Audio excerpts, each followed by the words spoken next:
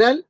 Buenas noches, chicos. Van a disculpar que yo no soy muy tecnológico como ustedes, pero al menos vamos a terminar la exposición, bueno, la clase que tuvimos y hablar un poquitito más sobre algunos ya temas ya específicos, como es, por ejemplo, la anemia de la prematuridad, ¿no?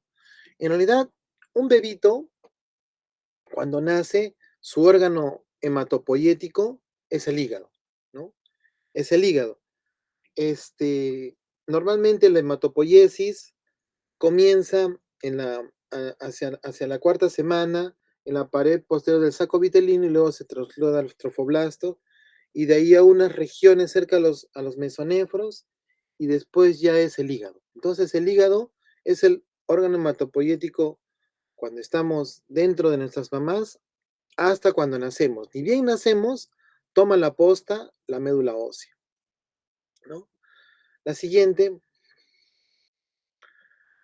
Eso es un poco para definir que la hemoglobina puede ser también, digamos, tiene tendencia a disminuir y a subir, ¿no? En el transcurso del tiempo, ¿no? Esta bajada de hemoglobina, asumimos que hay múltiples causas, pero sobre todo es por el cambio justamente de los glóbulos rojos en cuanto a la hemoglobina. La hemoglobina del adulto es la que comienza ya a producirse en la médula, ¿no? Y recordemos que los glóbulos rojos que han sido producidos por el hígado fetal, ¿no? Tienen hemoglobina fetal. Entonces, estos glóbulos rojos se van destruyendo rápidamente porque ya no estamos en vida intrauterina, sino estamos en vida ya extrauterina. Entonces, suele ser la caída más baja que en los infantes a término. La siguiente.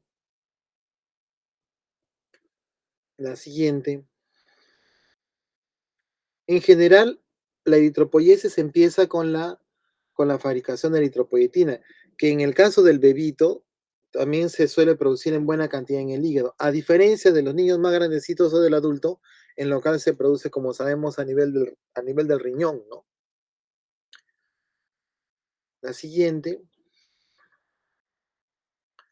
Un poco más de lo que hablábamos, ¿no? La pared posterior del saco vitelino, luego el hígado fetal y luego la médula ósea. Todo se hace esto de manera paulatina, ¿no? Los stem cells y toda la hematopoiesis es así, ¿no? Desde el saco vitelino hasta el hígado y luego a la médula ósea. La siguiente.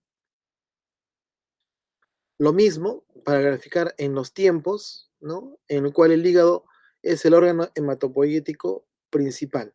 Ahora, hay una patología que se llama, por ejemplo, la leucemia de los niñitos con síndrome de Down, que es básicamente eh, por, por blastos que se fabrican en el hígado, ¿no? Entonces son niñitos con síndrome de Down.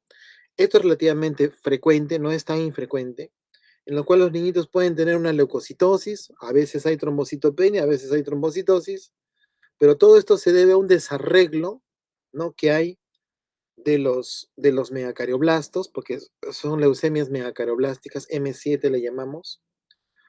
Y todo esto lo menciono porque es el hígado el que está produciendo estos blastos, ¿no? Por lo tanto, el pronóstico está en relación al hígado. En este tipo especial de leucemias que le llamamos del síndrome de Down transitorio y que se suele presentar alrededor del nacimiento, ¿no? Suele presentarse hasta los 3 meses de vida, por eso digo alrededor del nacimiento, ¿no? este, es de carácter relativamente benigno, ¿no? Si tiene mucha leucocitosis, se puede dar un poquito de hidratación alcalinizada, ¿no? Y solamente bajo ciertos criterios, ya mencionando un poco ya del tratamiento, si es que, por ejemplo, hay colestasis, si es que, por ejemplo, el hígado comienza a crecer, o si es que, por ejemplo, hay ascitis. Imagínense un bebito con síndrome de Down que comienza a tener colestasis sin tener otra causa, que comienza a tener ascitis sin tener otra causa infecciosa, ¿no? O de alteración hepática, ¿no? Lo que hay que asumir es que pueda estar haciendo una leucemia. Y la leucemia está dentro del hígado. Muchas veces los leucocitos no salen a sangre periférica, Por lo tanto, en este tipo de leucemia, que es prácticamente de los bebitos, a veces es difícil diagnosticar, sobre todo cuando no hacen leucocitosis, ¿no? Pero hay que tener en cuenta de que los blastos o las células, entre comillas, malignas, ¿no? Están dentro del hígado. ¿Y por qué lo menciono esto? Justamente porque el hígado es el órgano hematopoyético principal de los recién nacidos, ¿no? Que se está haciendo transición hacia la médula ósea y es que el bebito necesita el bebito con síndrome de Down necesita un diagnóstico pronto. A veces el diagnóstico no se sospecha, pero ahora ya lo estamos conversando. Pueden sospechar de una leucemia transitoria en un recién nacido con síndrome de Down que puede no tener leucocitosis. Si haría leucocitosis, esos leucocitos se mandan al citómetro y en el citómetro ya sería el diagnóstico. O sea, en el aparato de alta tecnología que puede descifrar qué tipo de células son. Pero cuando no hay leucocitosis y un bebito con síndrome de Down comienza a hacer colestasis o ascitis sin tener alguna causa, digamos, una causa orgánica de obstrucción, ¿no? Lo que primero que hay que pensar es que pudiera ser una leucemia transitoria del recién nacido con síndrome de Down. Y es porque todas las células malas comienzan a ahogar a los conductillos biliares y va a haber esta colestasis y el pronóstico va a depender mucho de la sospecha diagnóstica porque des en cuenta que al alterarse el hígado va a haber transaminasas elevadas. Los tiempos de coagulación se van a alterar. Entonces, imagínense, si yo quisiera hacer el diagnóstico, tendría que hacerle una biopsia hepática, pero hacerle una biopsia hepática en un contexto de transaminasas elevadas, de falla de la coagulación, encima recién nacido, encima con síndrome de Down, pues nadie lo va a hacer, ¿no? Podría hacerse una aspirada de médula ósea, pero a veces el aspirado de médula ósea no va a ayudar mucho, ¿no? ¿Por qué? Porque el aspirado de médula ósea, los blastos no están en la médula ósea, sino están en el hígado. Entonces, es un poco a veces difícil el diagnóstico, pero con que lo sospechen, se podría hacer un tipo de junta médica para poder dar algún tipo de tratamiento a estos deditos, ¿no? Porque el pronóstico mejora si es que se les da un poquito de quimioterapia. Bueno, la siguiente, lo mismo enfatizando que cuando son los tiempos de hematopoiesis, al comienzo es en el hígado y luego es en la médula ósea, ¿no? La siguiente, la siguiente, la hemoglobina en los bebitos es predominantemente fetal. La siguiente,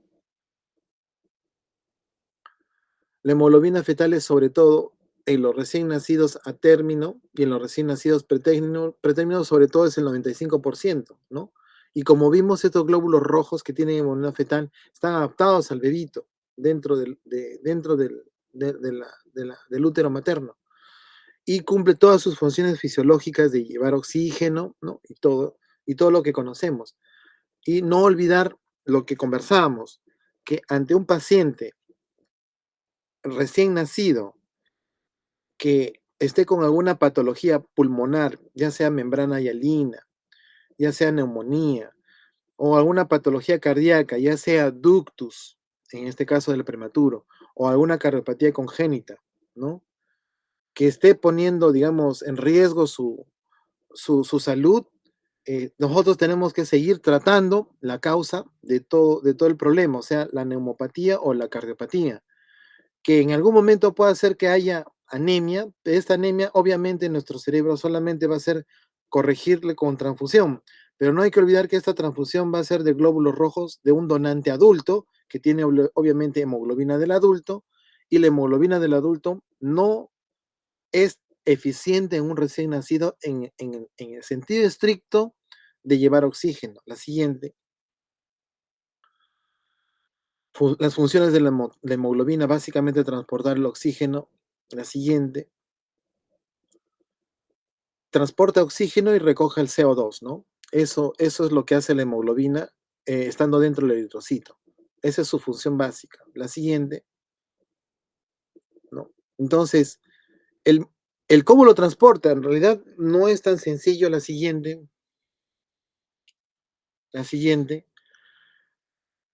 Vemos, por ejemplo, que los glóbulos rojos de un recién nacido término viven 60 a 90 días y de un recién nacido pretérmino viven 35 a 50 días.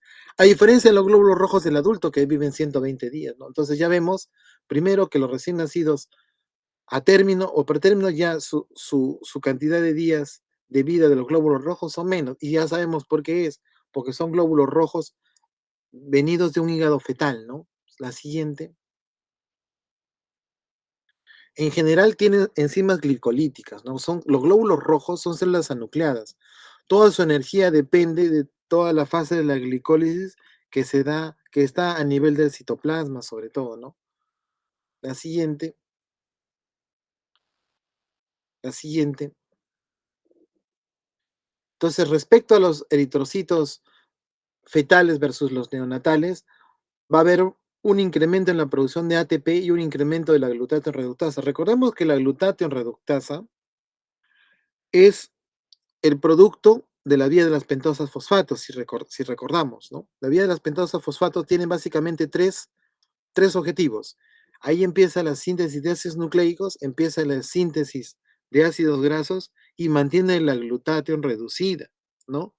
Todo esto viene de la glucosa, o sea, toda esta energía viene de la glucosa. Recordemos que la glucosa es la fuente principal de ATP dentro de las células. La siguiente.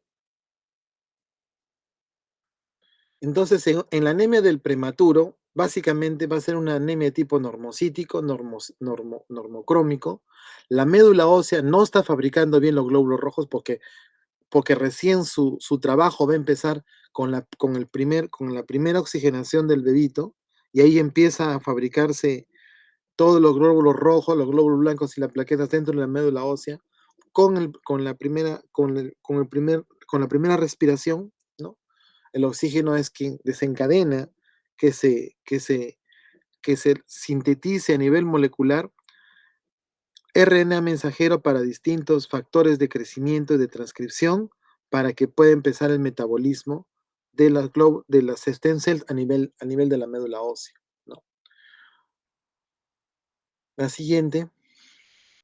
Entonces, es lo que mencionábamos, ¿no? Cuando nosotros transfundimos glóbulos rojos del adulto, ¿no? En realidad en el bebito no va a funcionar tan igual como si fuesen los mismos glóbulos rojos fetales, porque los glóbulos rojos fetales sí están capacitados para entregar el oxígeno al hígado, entre comillas, fetal, sí está capacitado para entregar el oxígeno al músculo, entre comillas, fetal, ¿no? Que acaba de nacer el bebito, y sí está capacitado para desenvolver toda la entrega de oxígeno y la recepción del CO2 en la mayor parte de tejidos, ¿no? Más no los glóbulos rojos transfundidos, ¿no? Yo creo que con estas ideas, ¿no? Los mecanismos en realidad hay algunos que no se conocen del todo, ¿no? Hay que recordar que, por ejemplo, el solo hecho de que una mamá, cuando tiene a su hijito, no rechace a su bebito, ¿no? Es también muy, muy complejo, ¿no? Porque recordemos que es un tejido extraño. Bueno, hablando de tejido, ¿no? El tejido de un bebito es un tejido nuevo. Es un tejido en el cual hay la mitad de genes del papá y la mitad de genes de la mamá. O sea, van a haber moléculas o proteínas que debería rechazarlo la mamá, pero no lo rechaza. Y eso es muy complejo de estudiarlo, inclusive hasta ahora, ¿no? Por eso se dice que cuando la mamá no rechaza al bebito, o sea, no rechaza al tejido extraño, en realidad es un tejido extraño, que es el bebito, se llama milagro, porque no hay una explicación muy, muy concreta en el cual podamos nosotros decir, estos son los mecanismos por los cuales hay tolerancia inmunológica en la mamá, y esa tolerancia inmunológica lo va a hacer con todos los tejidos del bebito. En realidad no es tan fácil. Por eso es que inclusive hasta hoy podemos decir de que la misma concepción y el hecho de que un ser humano, en este caso una mujer, lleve en su vientre a un bebito y no lo rechace es un milagro, así de sencillo. La siguiente, puedes irlo pasando es un poquito ya más rápido porque creo que la idea que he mencionado ya es clara, ¿no? Hasta el punto en donde hablamos de transfusión. Sigue siendo, ¿cómo se llama? Sigue, un poquito más, sigue.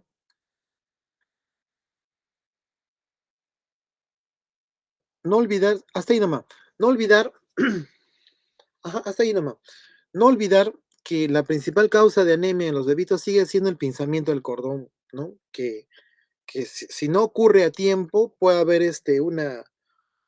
puede haber una caída del hematocrito porque la mayor parte se va con la placenta. Entonces, no olviden eso porque ya suele pasar que nosotros cuando comenzamos a estudiar una anemia, entre comillas, severa en un bebito, no, pedimos CUMS, pedimos pruebas de todo tipo, inclusive hemos llegado a pedir pruebas moleculares y al final lo que, lo que vemos es que va a haber una recuperación paulatina de la hemoglobina y lo más probable que haya sido es que haya sido un pensamiento del cordón a destiempo, ¿no? Entonces, sigue siendo la primera causa de anemia en los bebitos. Bueno, respecto un poquito ya entrando a lo que es la siguiente parte, que es de plaquetas, así como hemos mencionado que la médula, digamos, va a tener eh, eh, ciertas dificultades para hacer hematopoiesis en un recién nacido, sobre todo si ha sido un recién nacido que ha tenido alguna patología, lo mismo va a pasar con las plaquetas. Las plaquetas, el número de plaquetas en un bebito, o sea, si nosotros hacemos una estadística de en una UCI neonatal, podríamos encontrar que hasta un 50% de bebitos en una UCI neonatal tienen plaquetas bajas. Entonces, las causas ya las hemos mencionado, ¿no? La médula ósea, digamos que recién es que inicia la hematopoiesis de glóbulos rojos y de plaquetas, ¿no? Cuando recién el bebé sale a la luz. Ahora, recordemos que las plaquetas viven menos tiempo, suelen vivir alrededor de 10 días, ¿no? Entonces, los plaquetas que vienen del hígado fetal también van a vivir poco tiempo, mucho menos poco tiempo. Por lo tanto, van a tener también una vida, la vida plaquetaria también va a ser mucho menor, ¿no? Porque es de un órgano que es del hígado, que normalmente estaba haciendo el trabajo de la médula mientras el bebé está dentro de la mamá. Pero una vez que ya el bebé nace, pues la médula ósea toma la posta, pero no lo hace del todo bien, por así decirlo. Y puede haber trombocitopenia, ¿no? Recordemos que el hígado ya para cuando nace el bebé, si nosotros le damos medicamentos, va a tener que procesar todos los medicamentos. Recordemos que si un bebito no tiene buena tolerancia por vía oral, va a tener que darse nutrición parenteral. Y la nutrición parenteral va a tener que metabolizarse ¿en dónde? En el hígado, ¿no? Si es que el bebito a veces no tiene buenas vías, también lo que se hace es canalizar, ¿cómo se llama? Los vasos umbilicales. Por lo tanto, va a haber mucho de los medicamentos que van a pasar por el hígado directamente. Entonces, como estamos viendo, el hígado va a ser un órgano muy importante. En este caso, va a estar haciendo hematopoiesis, va a estar metabolizando los medicamentos, ¿no? Y encima va a tener que fabricar proteínas para que todo el bebé crezca, o sea, las proteínas necesarias en el músculo, en el corazón, en el pulmón, en el cerebro, todas las proteínas necesarias para que el bebito crezca, lo va a fabricar el hígado, ¿no? Entonces, imagínense todo el trabajo que tiene que hacer el hígado. Encima va a seguir haciendo hematopoiesis. En realidad no lo hace tan bien. Sobre todo si un niñito tiene alguna noxa, vale decir infecciosa, el hígado no va a estar trabajando del todo bien. Por lo tanto, todo eso va a ser dirigido a la médula ósea, pero la médula ósea recién va a comenzar a fabricar plaquetas. Por lo tanto, las plaquetas también van a estar un poco, eh, digamos, van a tener ciertas dificultades en su fabricación por parte de la médula. Y ahora encima hay que tener otros conceptos. Entonces, ante una trombocitopenia, obviamente también se va a tener que indicar transfusión, pero siempre hay que tener algunos conceptos. Por ejemplo, lo que está en el slide es cómo es que van los glóbulos rojos dentro del vaso sanguíneo. Van al centro del vaso sanguíneo. ¿Y dónde van las plaquetas? Van en la periferia del vaso sanguíneo. En la periferia significa que están en contacto con el endotelio. Y es que cuando hay alguna lesión a nivel del vaso sanguíneo, lo primero que se va a hacer es que las plaquetas se van a adherir, se van a juntar, se van a agregar y digamos, a tratar de corregir o tapar la lesión que se ha producido en los vasos sanguíneos. Y esto solamente se logra justamente teniendo esa cercanía entre el endotelio y las plaquetas. Esa interacción es lo que va a comenzar a formar, por ejemplo, el tapón plaquetario. Ahora, como estamos viendo, los glóbulos rojos van al centro. Entonces, lo que se menciona es que cuando un paciente tiene anemia, es decir, baja hemoglobina, es decir, baja cantidad de glóbulos rojos, porque eso también lo conversamos, la hemoglobina baja es expresión de glóbulos rojos que están disminuidos. Los glóbulos rojos disminuidos van a hacer que no haya esa buena masa eritrocitaria en el centro del vaso sanguíneo y lo que va a permitir es que no haya una buena interacción de las plaquetas con el endotelio. Por lo tanto, cuando tenemos un paciente que tiene visitopenia, anemia y trombocitopenia, se va a preferir primero corregir la anemia, o sea, darle, darle al paciente la masa de glóbulos rojos para que puedan funcionar mejor las plaquetas. No se olviden de eso, por favor, porque siempre van a tener en algún momento un paciente que tenga esa visitopenia, anemia y trombocitopenia, y ustedes van a decidir pasarle primero plaquetas porque se van a asustar y van a decir, no, el paciente puede sangrar, hay que pasarle primero las plaquetas. En realidad no es tan cierto eso. Salvo que el paciente esté sangrando, se le transfunde plaquetas. Si es que está sangrando, se le transfunde primero plaquetas. Eso es innegable. Pero si el paciente tiene anemia y trombocitopenia y no está sangrando, se prefiere pasar primero el paquete globular para que los glóbulos rojos, la masa eritrocitaria, cuando se transfundan las plaquetas posteriormente, hagan que las plaquetas estén en contacto con el endotelio y se puedan dar todos los mecanismos hemostáticos si es que en caso el paciente está con algún tipo de riesgo de sangrado. La siguiente,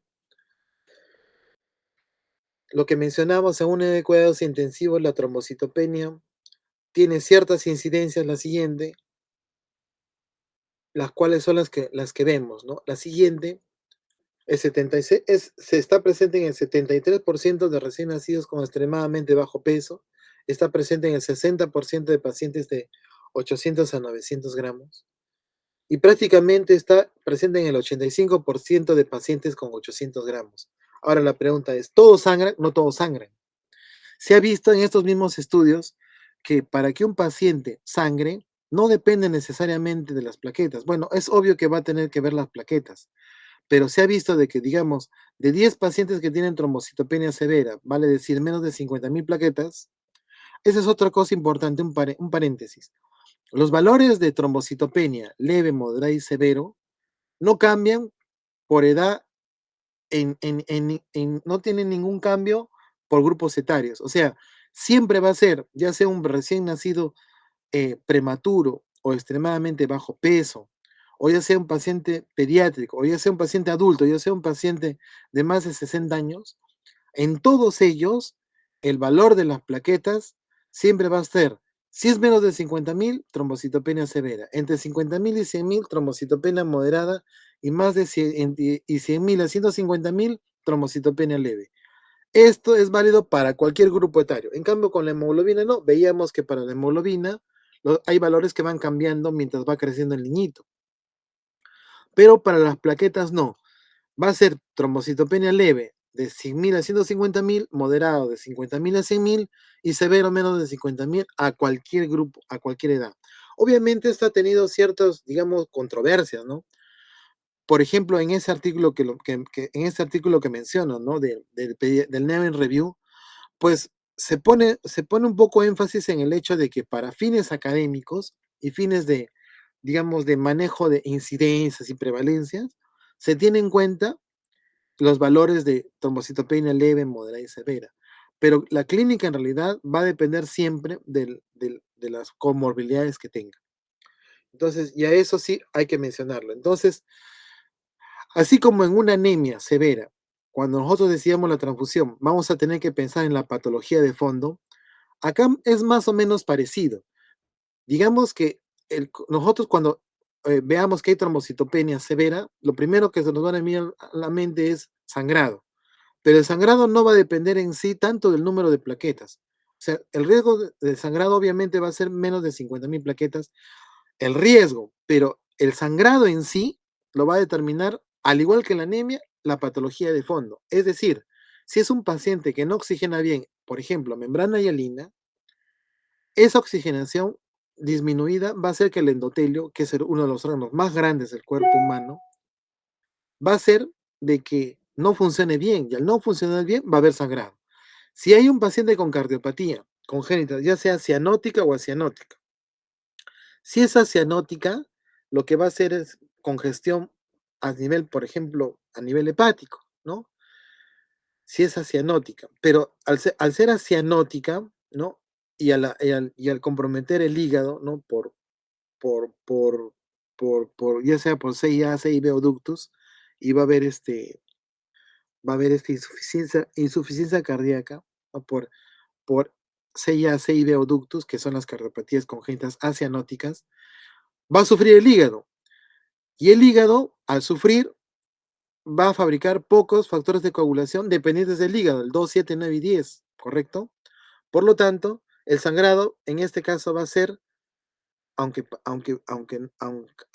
suene un poco paradójico, más por el hígado que por lo que está sufriendo el hígado, por la cardiopatía, en caso de cardiopatía congénita acianótica, que por el mismo número de plaquetas.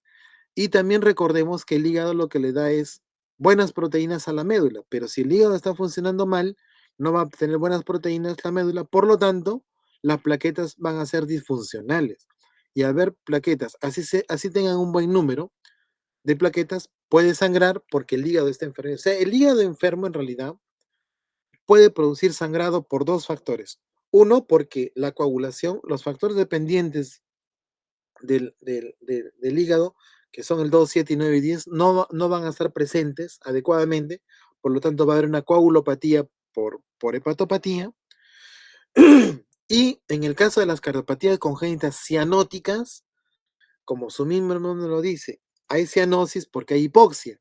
¿Y cuál es el órgano más grande del cuerpo? El endotelio. Si el endotelio es hipoxia, no va a fabricar el otro tanto de las proteínas de la coagulación. Por lo tanto, tanto el paciente con cardiopatía congénita cianótica y con el paciente con cardiopatía congénita cianótica van a tener cierto grado de coagulopatía, más las plaquetas bajas va a dar sangrado. Entonces, como se dan cuenta, el sangrado va a depender siempre de la patología de fondo, ya sea neumopatía o cardiopatía. Las siguientes,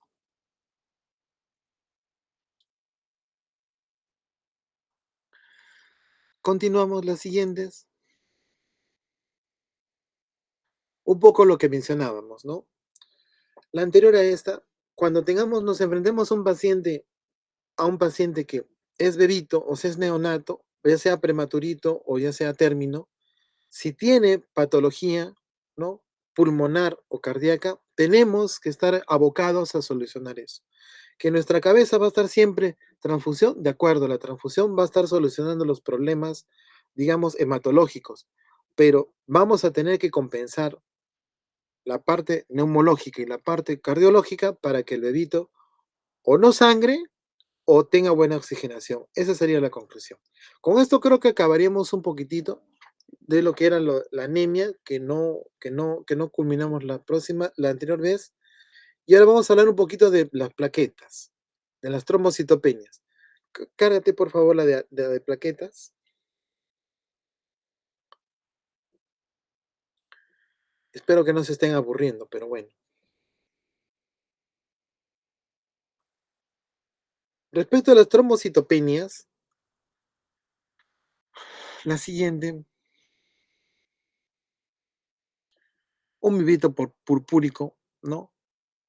No olvidar que cuando veamos un bebito, la siguiente, un bebito con petequias, lo primero que vamos a pensar es que puedan ser las plaquetas. Y cuando vemos un paciente, por ejemplo, con hemartrosis, lo primero que tenemos que pensar es que pueda ser algún tipo de alteración de la coagulación, en este caso una hemofilia. Entonces ya vemos las dos características principales.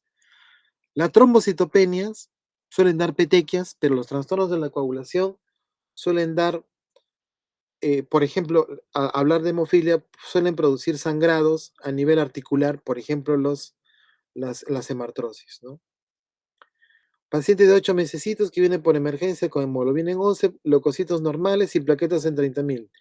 Diagnóstico es una trombocitopenia. Lo más probable es que sea un PTI. La siguiente, sin embargo, conversamos, la siguiente, la siguiente, de que para hacer el diagnóstico en una púrpura no es tan difícil. Primero que solamente tiene que haber plaquetas bajas. Por eso es que se dice que una trombocitopenia, su diagnóstico es de exclusión. ¿Por qué? Porque tenemos que pedir hemograma, reticulocitos, función hepática, función renal, tenemos que descartar que no sea un problema de la coagulación, ¿no? En general, en países, digamos, del primer mundo, suelen pedir dosaje de inmunoglobulinas y poblaciones linfocitarias, TBNK. De eso vamos a hablar en un ratito, algunas cosas de estos dos puntos, de las inmunoglobulinas y la poblaciones linfocitarias. Pedir un serológico, o sea, IgG, IgM de citomegalovirus Epstein-Barr, y cuando se trate de bebitos de menos de 2 años, en general menos de 2 años, aunque ahí se pone 18 meses, se solicitaría carga viral tanto de citomegalovirus o de Epstein-Barr. El aspirado de médula ósea está para los pacientes que no tengan una púrpura típica. Por ejemplo, si es un paciente que no tenemos el antecedente de que haya tenido una infección, ya sería una púrpura típica, porque normalmente un PTI viene de una infección previa que ocurre entre los 5 o 7 días antes, ¿no? Ya sea en niños, estamos hablando de niños que tienen problemas, por ejemplo, infecciones respiratorias o que tengan infecciones gastrointestinales. Como sabemos, son los dos tipos de infecciones que es prácticamente de los niños, tanto los problemas respiratorios y los problemas gastrointestinales. Si es un problema respiratorio o si es un problema gastrointestinal, el niñito va a tener que tener ese antecedente. Y lo que va a aparecer a la semana es la púrpura, ¿no? O sea, el ataque de los glóbulos blancos hacia las plaquetas. Cuando no encontremos este antecedente, ya hay que ir pensando en que pudiera ser o congénito, una trombocitopenia congénito, u otra cosa. Ya lo habíamos hablado, puede ser una leucemia. En este caso, en una anemia que no teníamos causa, que puede ser una leucemia, y aquí en una trombocitopenia que no tenemos el antecedente infeccioso, también puede ser una leucemia. No es muy frecuente, pero siempre hay que tenerlo en cuenta. ¿Y todo esto sale de qué? De la anamnesis nada más, de preguntar si ha tenido algún tipo de infección. Sí, mi hijita tenía un moquito hace una semana. Bueno, producto de esa infección, se ha alterado el sistema inmunológico y ahora está atacando las plaquetas. Sobre pedir el Helicobacter pylori y otras pruebas, en realidad sí sirven, pero a ver, este es un algoritmo de España. En general, por ejemplo, el Helicobacter pylori es, un, es una infección que en el primer mundo aparece, por ejemplo, eh, la incidencia y prevalencia está en relación al grupo etario. Por ejemplo, en el primer mundo, el Helicobacter pylori, a los 10 años de edad, solamente el 10% de la población tiene Helicobacter pylori. A los 20 años de edad, el 20% de la población. A los 30 años de edad, el 30% de la población. En el primer mundo, a los 50 años, recién se está llegando al 50% de la población que tenga algún tipo de infección por Helicobacter pylori. Recordemos que acá en el Perú hay día del ceviche, hay día del pollo a la brasa, ¿no? Y nuestra alimentación ya de por sí pudiera contener Helicobacter pylori. En ciertos estudios de prevalencia hechos en nuestros niños, ¿no? Arrojan que la prevalencia es muy alta entre nosotros, entre nuestros niños, que puede llegar inclusive al 60-70%. Entonces, con esto yo les estoy diciendo que este algoritmo, que es de un país de primer mundo, versus nosotros, pues prácticamente la mitad de niñitos a los 5 o 10 años ya tienen Helicobacter, ¿no? O sea, ya han tenido contacto con Helicobacter. Entonces, esa sería un poco la diferencia respecto al manejo de estos algoritmos del primer mundo, porque nosotros sí tenemos ya, digamos, ya exposición al Helicobacter por, por, porque parte es un poco por nuestra rica gastronomía que tenemos, ¿no? Respecto un poco al TSH y el T4, bueno, eso se suele pedir también, ¿no? Recordemos que casi todas las endocrinopatías pueden dar cierto tipo de anemia, pero también pueden dar algunas alteraciones en las plaquetas. Lo del ANA es un poco también para ver, ayuda mucho para ver también pronóstico, ¿no? los niñitos que tienen un ANA positivo en algún momento van a hacer otros problemas autoinmunes. La siguiente, y nosotros hablábamos de que una púrpura típica sobre todo es entre un niñito que tiene alrededor de 3 años de edad hasta los 6 a 7 años de edad. Si ya tiene más de 7 años de edad, lo más probable es que si es una púrpura inmune es que se vaya a ir a la cronicidad, es una probabilidad ya más alta. Y cuando son niñitos menos de 2 años o menos de 3 años, no suele ser frecuente se dar la púrpura inmune. Recordemos que al igual que el cerebro, al igual que el pulmón, al igual que el corazón, prácticamente todos los órganos se desarrollan un 80 o 90% hasta los 4 o 5 años, ¿no? Por ejemplo, nosotros sabemos de que la arborización pulmonar, ¿no? Es más o menos 16 generaciones cuando nacemos, ¿no? Y alrededor de los 4 años de edad ya prácticamente hay las 20 generaciones, que es prácticamente el 80% de lo que tenemos de adultos, que puede llegar a los 22 o 24 generaciones. Entonces, esto ocurre, por ejemplo, en el pulmón. También todos sabemos de que el cerebro se desarrolla el 80% hasta los 3 o 4 años. Entonces, como estamos viendo, no solamente órganos nobles como el cerebro, el corazón, el pulmón, se desarrollan hasta los 4 años en un 80-90%, sino también lo hace el sistema inmunológico. El sistema inmunológico en el libro, por ejemplo, los libros de pediatría Nelson, por ejemplo, se pone como dato de que el Epstein-Barr, nosotros tenemos ya anticuerpos con Epstein-Barr el 80% a los 4 años de edad. O sea, es prácticamente lo mismo que vemos en lo que es el desarrollo cerebral, el desarrollo de los pulmones. El sistema inmunológico también ya toma contacto con la mayor parte de gérmenes, ¿no? Hasta los 4 años, hasta un 80 o un 90%. O sea, también madura, se puede decir que madura hasta un 80 o 90% a los 4 años de edad. Por eso es que este tipo de enfermedades, que es la púrpura inmune, que se presente alrededor de los 7, 8 años de edad ya es muy raro. Y si es a lo menos de los 2 años de edad, también lo es, porque no es un sistema inmunológico maduro.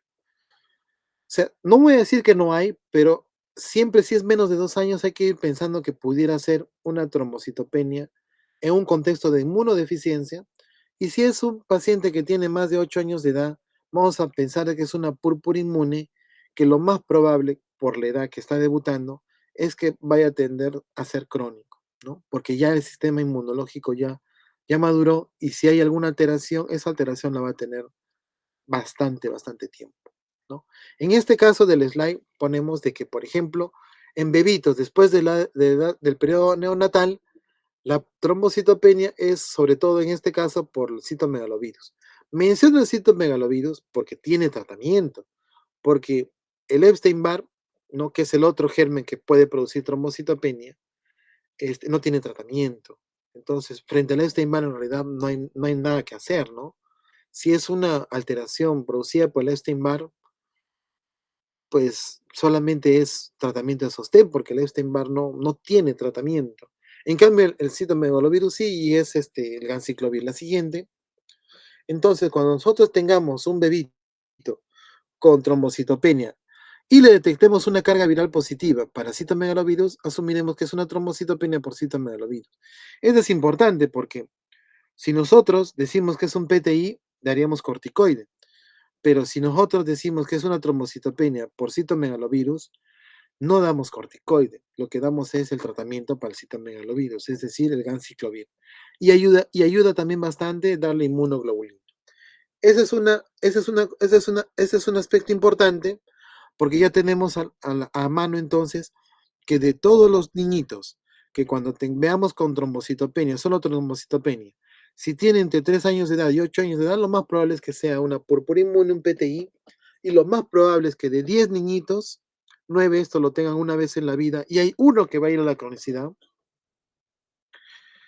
Y lo otro que hay que tener en cuenta es que si son niñitos menores de 2 años, lo más probable es que sea por causa infecciosa, y la causa infecciosa que es tratable es la por citomegalovirus, y eso hay que tenerlo en cuenta porque podemos tratarlo.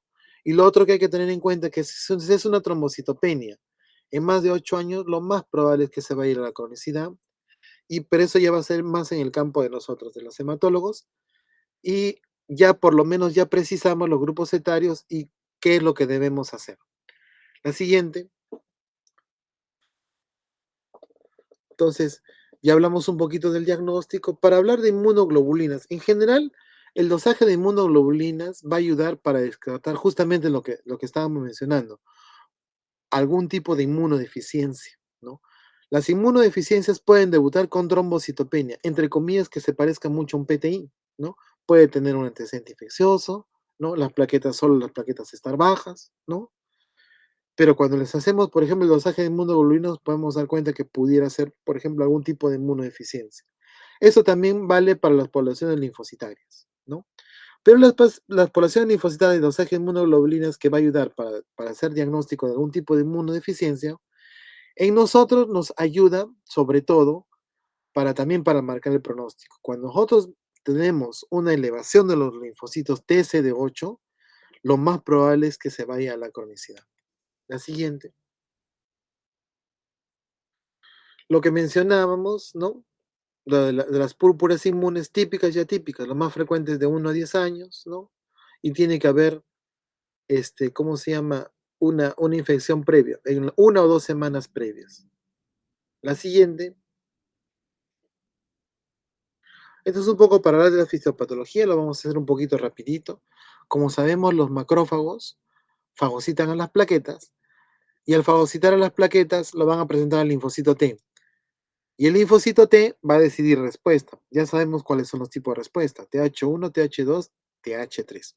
A ver, si el linfocito decide respuesta y decide que va a ser por TH1, le diría al macrófago: tu macrófago que te has comido, tú sigue destruyendo, sería un TH1. Si decide, por ejemplo, decirle: ¿sabes qué, macrófago? No te preocupes, yo le voy a decir al linfocito B que te ayude y fabrica anticuerpos, sería un TH2 humoral, ¿no?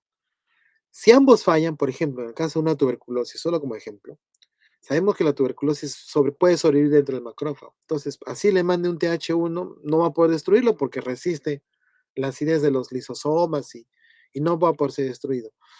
Por ende, tampoco el Mycobacterium no baja, no viaja, no está libre en el plasma. Por lo tanto, no va a servir los anticuerpos. Entonces, si el TH1 no sirve o no ayuda y el TH2 no ayuda, se echa mano a factor de crecimiento transformante beta y lo que va a hacer es llamar a los fibroblastos. Como sabe que no lo va a poder destruir ni por TH1 ni por TH2, lo va a destruir por TH3. No lo va a destruir en realidad, lo va a rodear. Entonces se van a formar los famosos granulomas, que es básicamente rodear, ¿no?, a las células infectadas, en este caso los macrófagos, y se forma el granuloma, ¿no? Y dentro se va a formar el cáncer. Entonces ya sabemos que son los tres tipos de respuesta inmunológica: TH1, TH2 y TH3. Por TH1 es potenciar al macrófago para que siga comiendo, por TH2 es decir, al linfocito B que fabrica anticuerpos. En este caso, los macrófagos fagocitan a las plaquetas, interpretan, hay una mala interpretación de que las plaquetas tienen antígenos que pueden causar algún daño. El linfocito T decide decirle al linfocito B que fabrica anticuerpos y los anticuerpos en cuestión van a destruir a las plaquetas. O sea, es un ataque autoinmune de las plaquetas.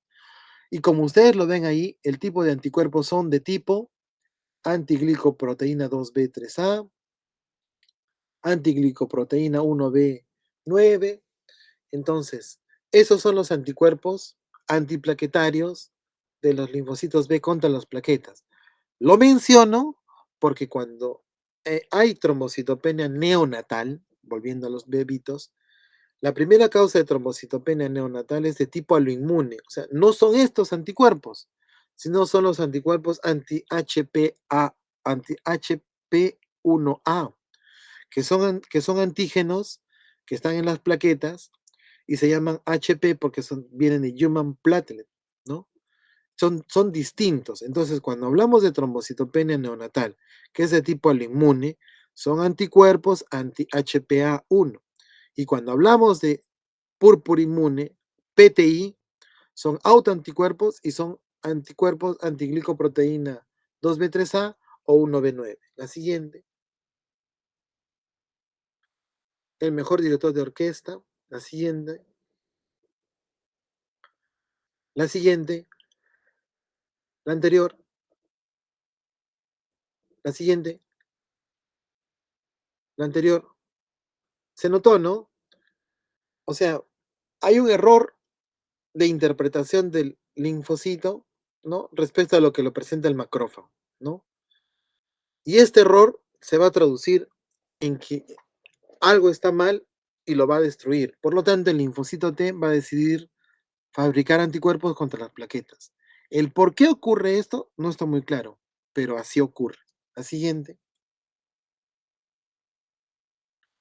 Chao, don Ramón. Bueno, en esta diapositiva se menciona de púrpura inmune en 79 infantes, o sea, bebitos menos de un año. Lo que les mencionaba. O sea, sí existe, pero no es muy frecuente. Y es tan infrecuente que se publica. La siguiente. Lo primero que tienen que pensar ante una trombocitopenia en un niñito de menos de 2 años es que pudiera ser infecciosa o pudiera ser algo congénito o pudiera ser producto de algún tipo de inmunodeficiencia. Nunca se olviden de eso, ¿ya? Porque lo menos probable es que sea una púrpura inmune, es lo menos probable. Bueno, entonces ahí cabría la importancia hacer los dosajes de inmunoglobulinas y la población linfocitaria, sobre todo en niñitos menores de 2 años. La siguiente son todas las causas de trombocitopenias, inclusive ahí vemos que hay unas que son infecciosas, ¿no? Hay algunas que son también familiares, ¿no? Hay unas que son por medicamentos, a esto sí hay que mencionarlo, generalmente casi todos los anticonvulsivantes producen trombocitopenia, ¿no? Casi todos, ¿no? Y asociadas a algunos trastornos metabólicos, también no lo había mencionado, también no es raro encontrar trombocitopenia asociado a las acidemias orgánicas, ¿no? La siguiente, algunos, algunas alteraciones congénitas de las plaquetas, por ejemplo, Bernard-Soulier, ¿no? Las anomalías de Mike-Hagling, eso lo vamos a ver. El Wiskott-Aldrich, que lo habíamos mencionado en anemias dentro de las insuficiencias medulares, que un Wiskott-Aldrich es a la vez un trastorno de insuficiencia medular y a la vez es un trastorno de inmunodeficiencia primaria. Como veíamos también las anemias aplásicas pueden también causar trastornos de las plaquetas. También algunos procesos que también ya lo hemos visto, por ejemplo, la osteopetrosis. Y respecto a algunas enfermedades de depósitos, sobre todo el Gaucher, ¿verdad? Si tenemos un paciente con esplenomegalia y trombocitopenia, puede ser Gaucher. No se olviden de eso, por favor. Solamente esas dos, nada más. Paciente con esplenomegalia y trombocitopenia, puede ser Gaucher. No se olviden de eso. Ahora, la trombocitopenia en cuestión no va a ser tan severa. Puede ser 60.000, 70.000, moderada. ¿Ya? Entonces, si ustedes tienen un paciente que tiene vaso grande y tiene trombocitopenia moderada, bueno, pocas veces severa, piensen en Gaucher, ¿no? Y el Gaucher es una enfermedad de depósito, ¿no? Que tiene tratamiento, dicho sea de paso, pero hay que sospecharlo. Y la sospecha es con trombocitopenia, ¿no? A cualquier edad, ¿no? Sobre todo en niñitos de 1 o 2 años, pues, ¿no? Y que cuando ustedes le hagan el examen físico tiene el vaso grande, ni siquiera grande, gigante, ¿no? Está muy, muy crecido el vaso, lo más probable es que sea un Gaucher. La siguiente, lo que mencionamos, secundario a las infecciones, algún tipo de infección congénita, sobre todo citomegalovirus. Siguiente, algunos errores innatos del metabolismo, ya lo mencioné, las acidemias. Siguiente, algunas cromosomopatías. En general, si nosotros tenemos un paciente que tiene trombocitopenia, no le encontramos ninguna causa, yo le hago un estudio de aspirado de médula ósea y le hago un cariotipo, y en el cariotipo hay algún trastorno, cualquiera que sea de los cromosomas, esta puede ser la causa de la trombocitopenia, ¿no? A veces son cromosomas aberrantes, lo que se llama cromosomas MAR, así se le llama, marcador, bueno, MAR. Algunas veces son algún tipo de lesión, a veces son de lesiones de algún cromosoma 1, cromosoma 3 en niños. Ya en adultos son más frecuentes otro tipo de lesiones, de lesión del cromosoma 5, del cromosoma 7, ¿no? pero en niñitos suelen ser de cromosoma 1, cromosoma 11, ¿no? Cualquier tipo de lesión y no tengamos alguna otra causa, puede ser la causa solamente la trombocitopenia. La siguiente, hay síndromes que pueden dar trombocitopenia, ¿no? Puede ser familiar y esto llevar a una lesión mieloide. No es frecuente, pero sí, alguna vez hemos visto, ¿no? El RUNX1 es un gen que está codificado en el cromosoma 21, ¿no? Normalmente da mejor pronóstico tanto a leucemias, si se quiere, hablando ya de leucemias, tanto a las leucemias linfoblásticas agudas como a las leucemias mieloides, les da buen pronóstico el hecho de, por ejemplo, de que sea una translocación 821 en mieloide, es de buen pronóstico.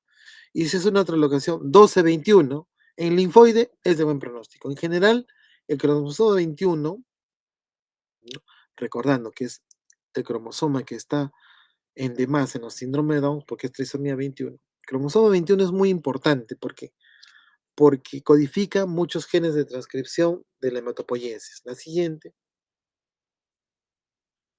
Entonces acá ya vemos un poco las macrotrombocitopenias y las microtrombocitopenias, ¿no? Las macrotrombocitopenias son bastantes síndromes, sobre todo los MIH9, ¿no? Vamos a hablar un poquito sobre los MIH9. Y dentro de las microtrombocitopenias, ahí está el Wiskos-Aldrich, por ejemplo. La siguiente. Entonces, las grandes, las macrotrombocitopenias, sobre todo el MIH9, ahí vemos que es una plaqueta gigantesca, es casi del porte de un glóbulo rojo. Y las microtrombocitopenias, los Wiskos-Aldrich, ¿no? Que ya también ya lo hemos visto, cuya clínica es un bebito que tiene trombocitopenia y puede tener alguna otra enfermedad autoinmune, ¿no? Esos suelen ser los Wiskos-Aldrich, ¿no? Siguiente. Y los Meigeglin o MIH9 son varios síndromes que pueden llevar cataratas, sordera neurosensorial, nefritis. Entonces, ¿cómo vamos a hacer el diagnóstico? El diagnóstico va a ser cuando nos trae un niñito que está alrededor de 60.000 o 70.000 plaquetas, cosa inusual en un PTI, porque un PTI normalmente tiene menos de 20.000 plaquetas. Entonces va a ser un paciente que tenga 60.000, 70.000 plaquetas, ¿no?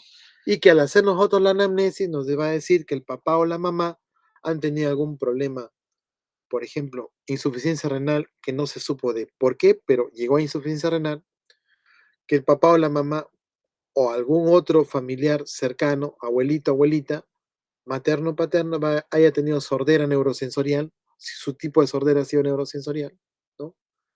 Básicamente esas dos preguntas deberíamos hacer, sobre las sorderas y sobre las nefritis o insuficiencia renal de causa poco clara en caso de un paciente adulto. Si nosotros tenemos ese antecedente de que el papá o la mamá haya llegado a insuficiencia renal sin una causa clara, o probablemente haya tenido una nefritis, pues, ¿no? Y sea la causa de su insuficiencia renal, igual hay que pensar que puede ser un Meigeglin, porque estos pacientes no son trombocitopenias inmunes, son Meigeglin, y es una trombocitopenia congénita, ¿no? Y son macrotrombocitopenias, son plaquetas grandes, ¿no? La siguiente. Ahí vemos cómo cuando se hace el estudio va a haber bastantes familiares que tengan o nefropatía o sordera, ¿no? La siguiente, Bernard Sorier y Glassman. Mire, este tipo de alteraciones, las que se ven ahí arribita, desorden de las glicoproteínas, mire, es también relativamente sencillo el diagnóstico. Son pacientitos que tienen 500.000 plaquetas y tienen petequia. Entonces, lo primero que ustedes van a, van a hacer es sospechar de que esté mal hecho el hemograma, ¿no? Entonces le van a volver a repetir y en la repetición va a seguir saliendo 600.000 plaquetas y ustedes van a ver una púrpura o unas petequias. Entonces ustedes van a decir, ¿cómo es posible que tenga petequias si tiene 600.000 plaquetas? ¿Cuál es la razón? Que no se agregan. Y si no se agregan, lo más probable es que sea un glasma, ¿no? La siguiente, entonces, las alteraciones de los errores de la agregación no son tampoco tan infrecuentes. Hay que sospecharlos. Y como yo le digo, la sospecha va a ser, sobre todo, ¿no? De niñitos que ustedes vean purpúricos, ¿no? Prácticamente es igualito un paciente con PTI, es igualitito. Puede venir con sangrado, con petequias, con equimosis, pero lo que les va a llamar la atención es que tengan plaquetas normales, ¿no? Entonces, eso que les llama la atención va a ser que hagan el diagnóstico ya de un Glassman, por ejemplo. Paréntesis, también hay un trastorno que se llama el síndrome de alteración leucocitaria, que son los LAT, los trastornos de adherencia leucocitaria. Estas enfermedades son también un poquito parecidas, son niñitos que tienen una infección muy pequeña y elevan los leucocitos a 60.000, 80.000. Entonces, van a decir, "Pucha, esta es una leucemia". Pero cuando ustedes ven, bueno, son leucocitos, son neutrófilos, va a haber neutrofilia, entonces ahí uno va a decir, pero así responde, si luego pasa ese evento infeccioso y tiene, digamos, una diarreíta, y ustedes le toman un hemograma y también van a ver que hay 60.000, 70.000 leucocitos. Entonces, cada vez que hace una infección, lo hace con leucocitos muy elevados. Esos son los LAT, ¿no?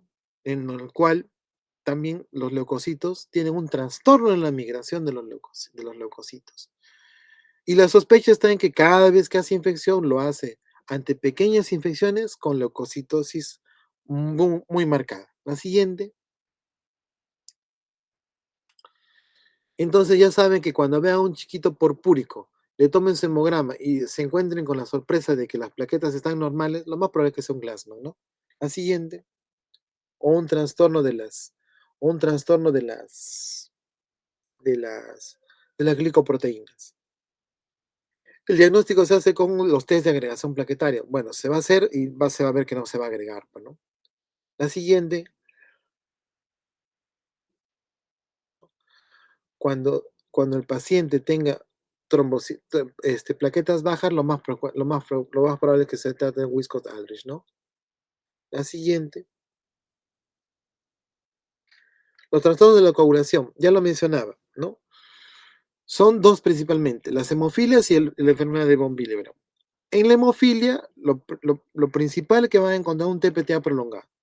Pues un TPTA va a estar por encima de 80, puede estar 90, puede estar 100. A veces está levemente prolongado, entre comillas leve, ¿no? 50, 60. Y cuando ustedes hacen el dosaje, puede ser que salga la deficiencia del factor 8, del factor 9, como causa de la alteración del tiempo parcial de tromoplastina. Recordemos que el tiempo parcial de tromoplastina ve la vía intrínseca, o sea, 12, 11, 9, 8, ¿no? Toda esa vía es de la vía intrínseca. Entonces podemos estar ante una hemofilia del 11, del 9 o del 8. Sin embargo, paréntesis, mencioné el 11, el 9 y el 8 porque la deficiencia del 12 no suele causar sangrado, suele causar más bien al revés, suele causar trombosis, ¿ya? Por eso, un TPTA prolongado con trombosis, prácticamente estaríamos ante un paciente que tiene una deficiencia del factor 12. Entonces, con esto, entonces, ya ustedes ya saben o están aprendiendo de que no todas las deficiencias de la coagulación van a dar sangrado, sino, por ejemplo, hay una, que es el caso de la deficiencia del factor 12, puede causar inclusive trombosis. Y en el caso del 9, 8 y 11 son las hemofilias clásicas, ¿no? La hemofilia más frecuente es la deficiencia del factor 8, que es la hemofilia A, ¿no? Y en el caso del von Willebrand, son enfermedades que no suelen alterar los tiempos de coagulación, ya sea tiempo de protrombina o tiempo parcial de tromoplastina, pero sí más bien pueden alterar las pruebas de, entre comillas, las pruebas de coagulación y sangría básicas que conocemos. Tanto el tiempo de coagulación como el tiempo de sangría en la enfermedad de von Willebrand puede alterarse, puede alargarse un poquito. Entonces, la única enfermedad que alarga el tiempo de coagulación y el tiempo de sangría un poquito es la enfermedad de von Willebrand. Con eso podríamos sospecharlo, pero tampoco no es que todos los von Willebrand van a prolongar la coagulación y sangría, ese es el problema. No tiene buena sensibilidad, por así decirlo. Por lo tanto, la sospecha del von Willebrand va a ser en un paciente, varón o mujer, En el caso de las hemofilias son solamente varones. En el caso de von Willebrand pueden ser varón o puede ser mujer, en el cual tengan antecedentes de papá o mamá que también sangren ante pequeños, por ejemplo, los estímulos, por ejemplo, en un cepillo de dientes, al cepillarse los dientes, o, o equimosis o hematomas ante cualquier golpe pequeño, ¿no? Y que el niñito de chiquito haya tenido sangrados por la nariz, ¿no? O cuando ya son más grandecitas las mujercitas, algunos problemas en la menstruación, ¿no? Prolongados o abundantes. Entonces, esos antecedentes nos van a servir para poder hacer los dosajes. Hacer el dosaje de von Willebrand nos va a permitir hacer el diagnóstico del von Willebrand. En cambio, en las hemofilias es básicamente con los tiempos de coagulación prolongados. Igual te tiene que hacer el dosaje de factor 8, ¿no? No estoy diciendo que no se haga, pero la sospecha va a ser a través del TPT, del tipo parcial de tomoplastina, que va a estar la mayor parte de veces muy prolongado. La siguiente, recordando las vías de la coagulación intrínseca, extrínseca, ¿no? La vía común. Y terminar con un pequeño caso, no sé si está, a ver, la siguiente, no lo mencioné, ya, no lo puse. Nosotros también habíamos tenido, tanto en el Hospital del Niño como el Seguro Social, niñitos que habían sido, digamos, habían jugado con ciertas orugas. Estas orugas se llaman orugas de las lonomiasis. Son oruguitas que tienen una toxina digamos, en lo que los rodea, ¿no? Son gusanitos que tienen ciertas púas, ciertas espinas, y ahí hay ciertas toxinas que son las toxinas Lonomin. Y estas toxinas Lonomin alteran tanto el tiempo parcial de tromoplastina como el tiempo parcial de protrombina. Por lo tanto, va a ser un paciente que va a tener inusitadamente sangrado y va a tener alterado tanto el tiempo parcial de tromoplastina como el tiempo de protrombina.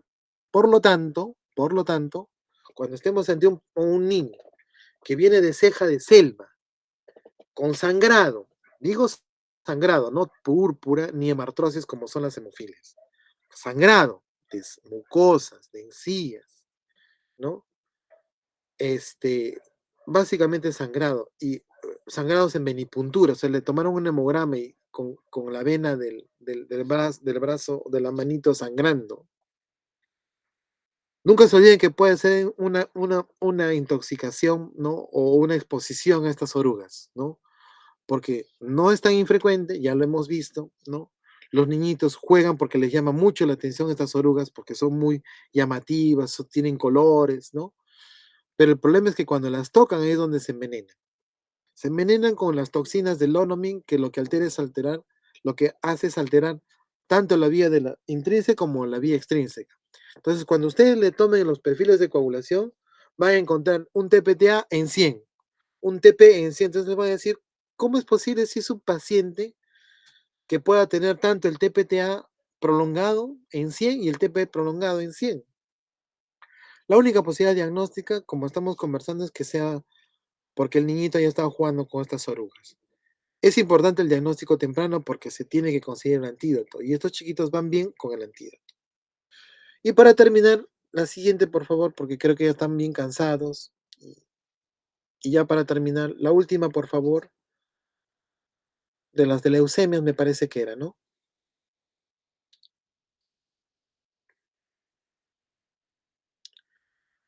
De verdad les agradezco todo su esfuerzo por estar ahí todavía. De la leucemia sí vamos a hablar algo muy rapidito. La siguiente, expongo un caso, ¿no? 1954, una niña que se cansa para subir las gradas, luce pálida y le sale el menor contacto hematoma. La siguiente es admitida en el Memorial Sloan Kettering de Nueva York. El doctor Joseph Burchenal diagnostica una leucemia y le empieza a dar su tratamiento con mercaptopurina y metotrexate.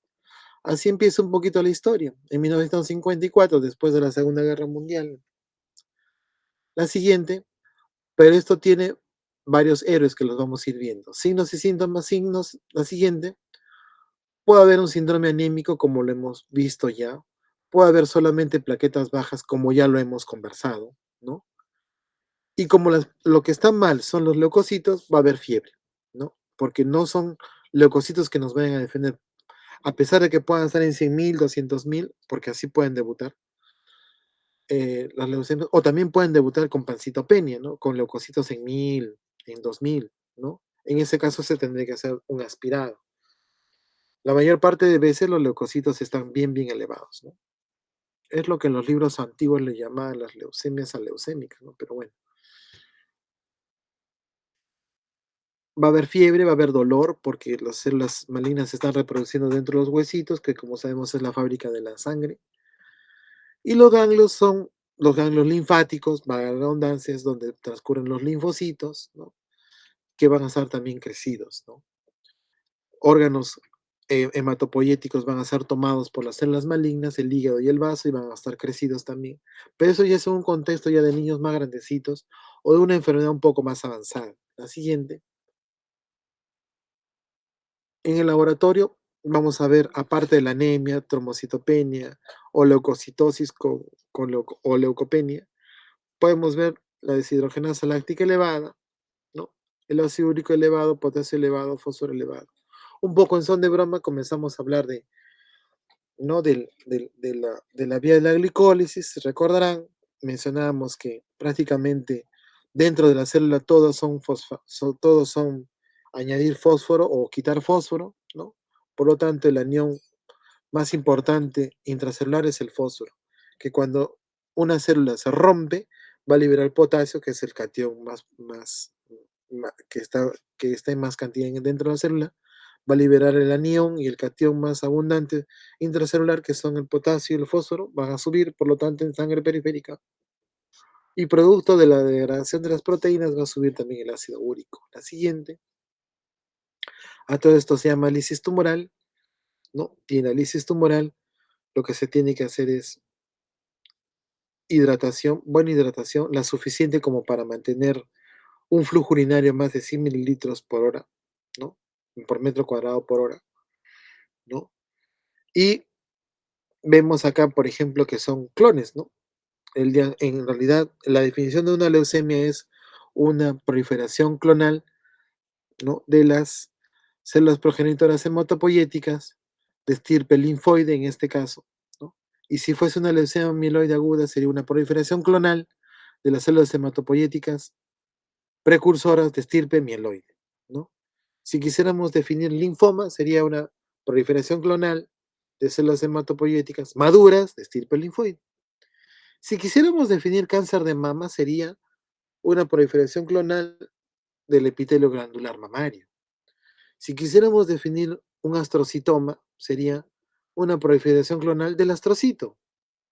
Si quisiéramos definir un cáncer, por ejemplo, un cáncer de colon, diríamos una proliferación clonal del epitelio glandular del colon, ¿no? Entonces, si me estoy dejando entender, las proliferaciones clonales son cánceres, ¿correcto? La siguiente. Por contraparte, una proliferación clonal es un cáncer. Lo mismo, para ver que ustedes ven que hay puro clones, son todas las células igualititas, ¿no? La siguiente, lo mismo, son células igualititas, es un crecimiento descontrolado. En realidad se les dice inmortales, pero no es que tanto que sean inmortales, sino que la tasa de reproducción supera ampliamente la tasa de muerte, ¿no? Por eso es que se puede decir que son células inmortales.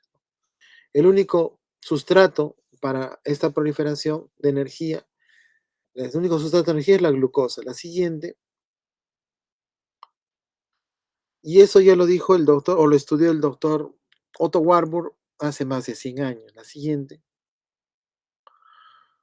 y casi exactamente hace 100 años ganó el premio Nobel. La siguiente, sus artículos originales respecto al estudio del metabolismo, ¿no? Entonces, él observó que hay un aumento inusual del lactato en las células cancerosas, ¿no? Y esto se deviene de que las células malignas, no solo las células leucémicas, sino todas las células malignas, devienen de que tienen sus tasas de glicólisis bastante elevada, porque el único sustrato, como bien digo, de las células malignas es la glucosa. ¿Esto tiene su aplicación hoy en día? Sí. La siguiente, lo que sucede es que hoy en día nosotros podemos saber si tenemos algún tipo de cáncer, por ejemplo, con los SPEC, con la tomografía con emisión de positrones. ¿Y qué es la tomografía con emisión de positrones? Mide metabolismo de glucosa, ¿no? Y esto lo sabemos gracias al doctor Otto Warburg, que hace más de 100 años ya estudiaba todo esto. Entonces, si nosotros queremos saber si tenemos algún tipo de cáncer, nos hacemos la tomografía con emisión de positrones, el SPEC, y si es que, por ejemplo, hay una manchita en nuestro cerebro, sería un cáncer cerebral. Si es que se pinta, por así decirlo, todo el metabolismo en toda nuestra médula ósea, bueno, lo más probable es que tengamos una leucemia. Si es que hay una manchita ahí de metabolismo en el pulmón, pues vamos a saber que es un cáncer pulmonar. En general, esta teoría, ya no teoría, digamos, esta evidencia de que las células neoplásicas solo utilizan el sustrato, la glucosa, lo sabemos gracias al doctor Otto Warburg, ¿no? Y es que, como lo menciona ahí, ¿no? Las células malignas tienen un consumo de glucosa 200 veces mayor a las células normales. La siguiente, como sabemos, la glucosa, las células pueden nutrirse o de glucosa o de proteínas, ¿no? O de grasas, pero básicamente las células tumorales se alimentan de glucosa. La siguiente, esas son figuritas originales del doctor Otto Warburg. Bueno, la glucosa es el único combustible de células cancerígenas. La siguiente, lo que mencionamos, este es todo el metabolismo de la glucosa, ¿no? Hasta piruvato y de piruvato a lactato es por la deshidrogenasa láctica. Entonces, como lo mencionó el doctor Otto Warburg, en condiciones bajas de oxígeno. Entonces, prácticamente una célula cancerosa se comporta casi como una célula anaeróbica, un microbio anaeróbico, que no necesita oxígeno. ¿Por qué? Porque la vía de la glicólisis va a continuar sin oxígeno. De un piruvato se va a convertir en lactato. Por eso es que la DHD se eleva, ¿no? Por eso es que es casi un marcador de actividad de enfermedad cuando encuentren la deshidrogenasa elevada. Aunque mencionábamos, por ejemplo, cuando hablábamos de anemia, que la deshidrogenasa elevada también puede elevarse, por ejemplo, en una deficiencia de vitamina B12, ¿no? La siguiente. Entonces ya tenemos un poco, este, digamos, la fisiopatología de todas estas elevaciones, ¿no? La siguiente. Bueno, ahí en el anterior mencionaba un poco sobre la lisis tumoral, ¿no? Ahora, si un niñito ya, digamos, tiene el fósforo elevado, tiene el potasio elevado y el riñoncito ya ha comenzado a fallar, ¿valdría la pena hiperhidratar? No vale la pena hiperhidratar. No le voy a mandar a 3000 por metro cuadrado a un niñito que ya tiene lisis tumoral y que la creatinina está en 2. No tiene sentido. ¿Se dan cuenta? Por eso ahí hacía un poco la referencia en cuanto a una cosa es estar en riesgo de lisis, otra cosa es ya estar en lisis. Cuando un paciente ya está en lisis tumoral, entonces, ¿de qué vale la pena darle alopurinol? Porque el alopurinol lo que hace es inhibir la santina oxidasa y hace que se convierta la hipoxantina en santina y la santina en ácido úrico. Si yo le doy alopurinol, vamos a acumular hipoxantina, o sea, el sustrato, ¿no? Entonces, la hipoxantina igual va a precipitar, igual que el ácido úrico, entonces no tendría sentido dar allopurinol. Cuando un paciente ya está en lisis tumoral y el riñón está, digamos, en insuficiencia renal, ¿cuál es el sentido de hiperhidratar? Por eso es que todo eso es controversial y es relativo. El dar allopurinol, el hiperhidratar y el alcalinizar también. Si un paciente tiene el fósforo elevado más el alcalinizar, o sea, aumentar el bicarbonato va a hacer que se precipite en el riñón, por lo tanto voy a empeorar al paciente. Por lo tanto, todo se vuelve controversial o, entre comillas, no se debe hacer cuando un paciente ya está en lisis. Si un paciente está en lisis, no tiene sentido hiperhidratar, no tiene sentido alcalinizar y no tiene sentido darle alopurinol. Si un paciente todavía está en riesgo de lisis, o sea, básicamente el riñón todavía está funcionando bien, sí podríamos darle un poco más de hidratación, ¿no? Podríamos ponerle hidratación alcalinizada, podríamos, si es que el fósforo no está muy elevado, o sea, está bajo, ¿no? Y no tenemos esta parte de esta triada de lisis de hiperpotasemia, hiperuricemia, hiperfosfatemia.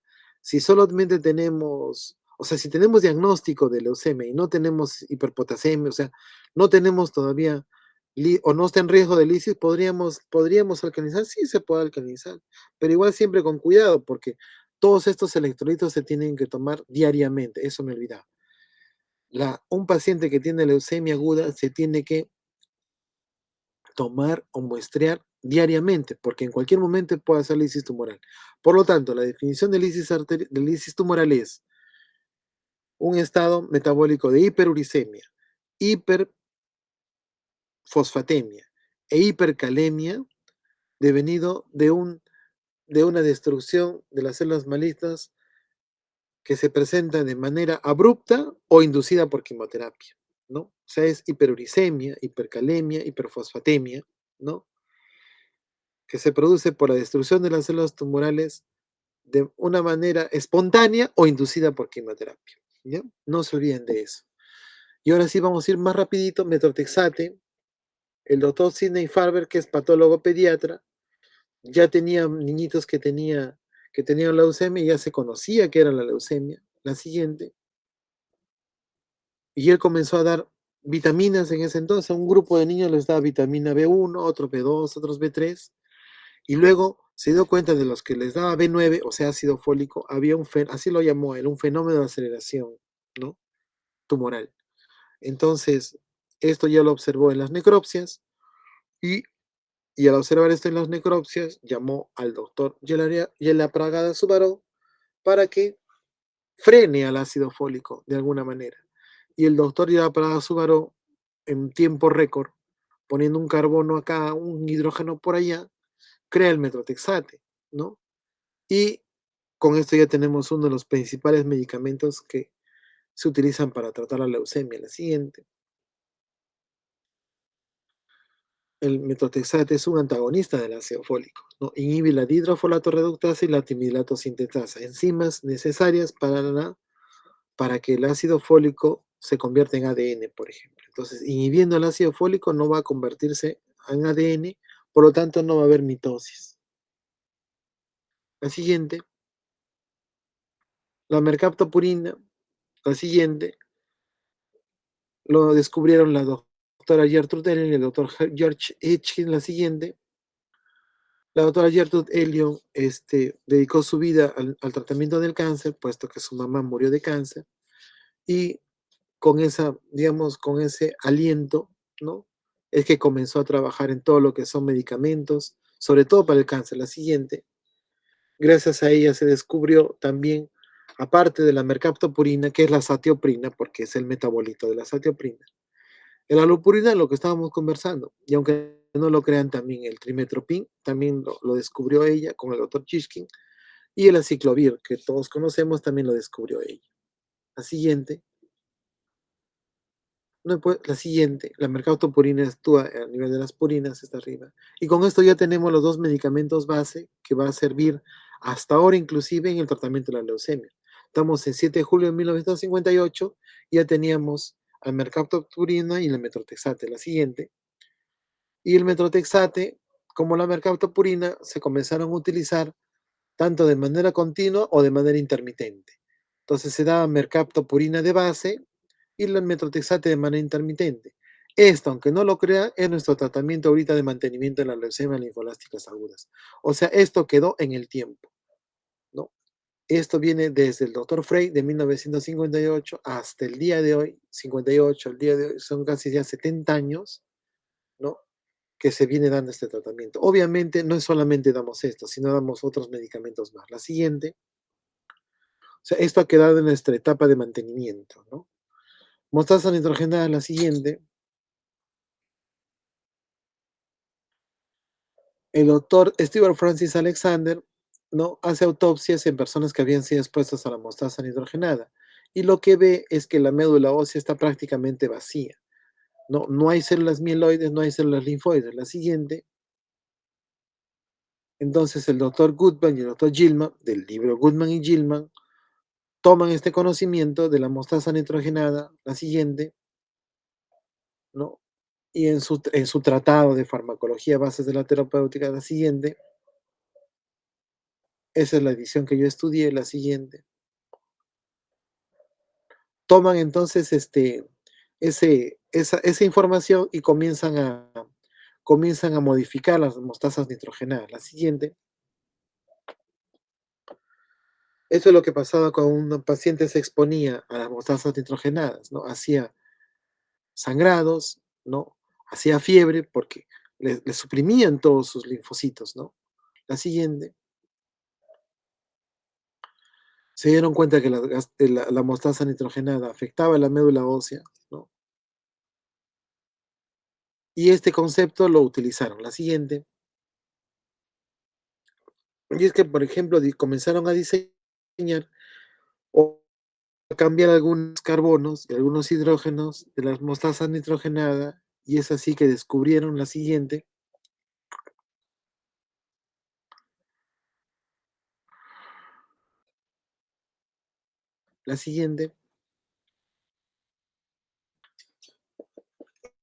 descubrieron la ciclofosfamida, el melfan y la ifosfamida, que son medicamentos que hasta el día de hoy los utilizamos.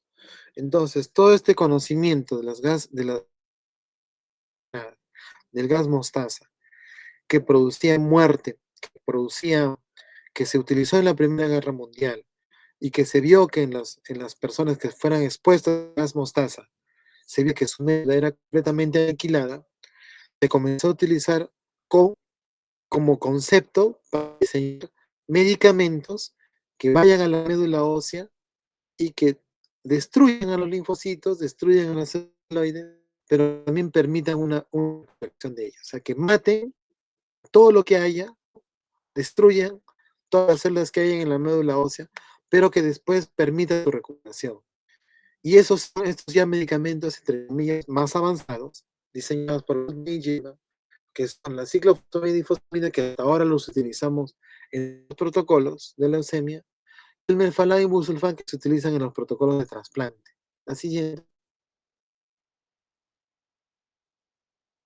ya para terminar, la siguiente, los grupos cooperativos, así se llaman los grupos cooperativos de tratamiento. La siguiente, comenzar a diseñar tratamientos, protocolos de tratamiento, y es así que hasta el día de hoy ya quedó, digamos, como etapas de tratamiento. La inducción 1A es con vincristina, daunorubicina y prednisona.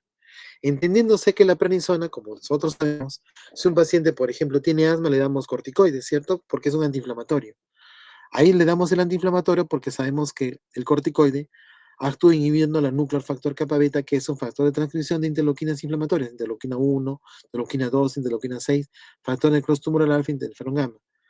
Pero también sabemos de que los corticoides también se utilizan, por ejemplo, este, para hacer madurar el pulmón. Entonces, a una mamá que está gestando y ya va a dar a luz y tiene 32, 33 semanas, se le da corticoide.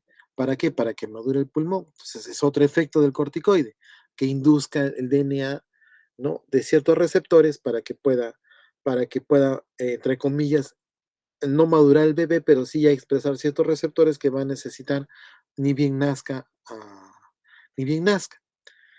Y en este caso se utilizan los corticoides como proapoptóticos. Por lo tanto, aquí el mecanismo de acción es básicamente este, inducir muerte celular por activación de caspasas. Entonces, en la muerte celular sabemos que las caspasas son las proteínas, ¿no? También que tienen fósforo, que se van a estimular dentro de la célula y van a llegar al núcleo celular y van a producir su muerte, ¿no? Recordando también que cuando nosotros utilizamos corticoide, tanto en la anemia hemolítica autoinmune como en la púrpura inmune, es por inmunomodulación del linfocito T. Me olvidé decir eso. Cuando nosotros utilizamos corticoide en los fenómenos, en las enfermedades autoinmunes, ya sea anemia hemolítica autoinmune o en la púrpura inmune, es básicamente por inmunomodulación del linfocito T e inmunomodulación del macrófago en sus receptores. Cuando utilizamos el corticoide en el asma es por mecanismo antiinflamatorio, es por inhibición de interleuquinas inflamatorias al frenar el núcleo factor kappa beta. Y cuando utilizamos el corticoide dentro de los protocolos de leucemia o de linfoma, es básicamente porque es inductor de caspasas, que al fin y al cabo va a llevar a la muerte celular. La L-asparaginasa es un medicamento que lo que hace es alterar, ¿no? los, las, los, este, los aminoácidos, en este caso el ácido glutámico y el ácido aspartico, ¿no? Para que no estén disponibles para la síntesis de proteínas. Por lo tanto, es un medicamento esencial en el tratamiento de la leucemia, la L-asparaginasa. En la inducción 1B se utiliza 6-mercaptopurina, ya la vimos, la ciclofosfamida, ya la vimos, y la arabinosa citosina, como su nombre lo dice, el ARAC o arabinosa citosina o citarabina, lo que actúa es, digamos, es inhibiendo a los residuos que forman el ADN, ¿no? En este caso la citosina. Sabemos que los residuos son guanina, citosina, adenina, timina y uracilo, ¿no? En las consolidaciones se dan metotrexate a altas dosis o ARAC a altas dosis. En las intensificaciones se repite lo mismo que en las inducciones y en el mantenimiento se da 6-mercaptopurina y metotrexate. ¿De dónde viene eso? Del primer artículo de tratamiento de leucemias, con mercaptopurina y metotrexate. Y a veces se suele dar refuerzos de vincristina y prednisona, aunque en los últimos protocolos ya no se utiliza. La siguiente, no olvidar que existen etapas de inducción, de consolidación y de mantenimiento en el tratamiento de las leucemias, en este caso las leucemias linfoblásticas. La siguiente, ya para ir terminando, la siguiente, no olvidar que es un cáncer relativamente frecuente, ¿no? No se nos puede, por lo menos no debemos dejar de diagnosticarlo. La siguiente, que sobre todo la siguiente, se diagnostica, es muy frecuente en menores de 20 años. La siguiente, y que es la siguiente, hay leucemias linfoblásticas agudas. Este es un poco recordando las células que ya conocemos, ¿no? El macrófago, el linfocito T y el linfocito B. Si se maligniza el macrófago, daría una leucemia mieloide. Si se maligniza el linfocito T, daría una leucemia linfoblástica T. Si se maligniza la célula B, que produce anticuerpos, daría una leucemia linfoblástica B. De estas tres células, ¿cuáles son las más complejas? El macrófago y el linfocito T. Por lo tanto, tanto la leucemia mieloide aguda como la leucemia linfoide T son muy difíciles de tratar porque son células muy complejas, ¿no?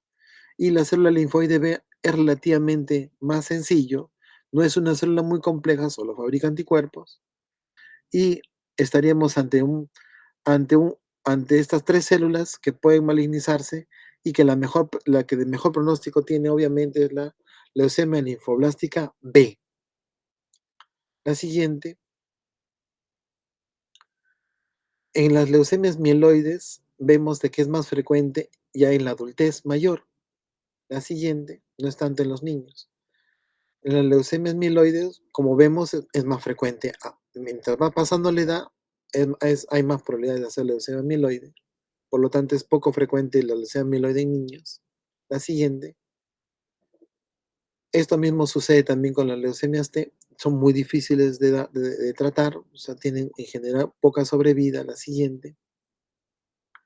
Y en la leucemia T también ocurre lo mismo. O sea, tanto la leucemia mieloide como la leucemia linfocitos T es eh, a mayor edad, mayor incidencia y prevalencia. Y la que es más frecuente en niños es la leucemia linfoblástica B, que es la de mejor pronóstico y es de las células, como hemos visto, menos complejas y es la que podemos atacar y hay mejor, en general hay mejor pronóstico. La siguiente, las sobrevidas en general es alrededor del 50 a 60% para las leucemias T, por ejemplo. La siguiente. No vamos a hablar un poquito sobre teoría de la evolución lunar, pero solamente mencionar que la edad más frecuente de las leucemias linfoblásticas es en general entre los 2 y 5 años, ¿no? Como lo mencionamos en anemia. Entre 2 y 5 años está la leucemia más frecuente, que es la leucemia linfoblástica B. Entre los 2 y 5 años, este es como otro datito más, también está el tumor sólido más frecuente, que son el cáncer cerebral, ¿no? El cáncer cerebral es el tumor sólido más frecuente, ¿no? Y que también está en esos grupos etarios, entre los 2 años y 5 años. Muy bien, creo que eso sería todo. Muchas gracias por haber estado ahí todavía allí. Y, este, y estoy para servirlos, poder servirlos en cualquier momento. Bueno, doctor, muchas gracias también. el tiempo para complementar la teoría que tuvimos.